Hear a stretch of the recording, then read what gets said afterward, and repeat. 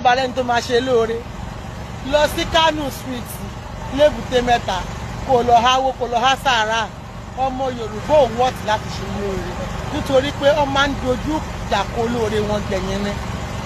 Yes, I'm telling you the truth. Nobody is a saint here. I'm saying it.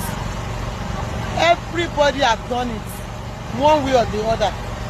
Àtẹ̀ntọ́ ti fún lówó rí, àtẹ̀ntọ́ ti bá promote page rí, àtẹ̀ntọ́ ti fún láṣọ rí, àtẹ̀ntọ́ ti ra góòlù fún rí. At the end of the day, ó máa kọjú ìjà sólóore wọn gbẹ̀yìn ni. So what are we even talking about? But it's so sad. Ìwọ ò mọ̀ pé tí àlè ìyá ẹni bá ju bàbá ẹni lọ, dáàdì la máa ń pè é. Ta ló ń jọ máa kú ọ́rápá níwájú ọmọ apààyàn. Taná bí yàrá ìyá ẹ̀ dáa kó rí kú kó wá ní òun ò ní sọ tó bá ní kó òun sọ. Ó máa sọ ọmọ ìyá mi. Àwa tí ò tiẹ̀ ń ṣe pé wọ́n ní àárí kú wọn ọ̀gbá ilà lálẹ̀. Wọn ò gbébọn tì wá lẹ́gbẹ̀ẹ́. Wọn ò frustrate wa. Wọn ò lọ́ọ̀ wa. Just tó fẹ́ show love. Ó fẹ́ show power. Ó fẹ́ show pé òmọ̀ràn sọ.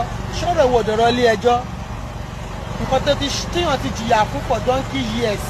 Ó di tó ń pamọ́ sábẹ́ òfin. Àwọn tó ṣe olóore yẹn náà dáadáa lé ní kí ló sọ fún ẹ.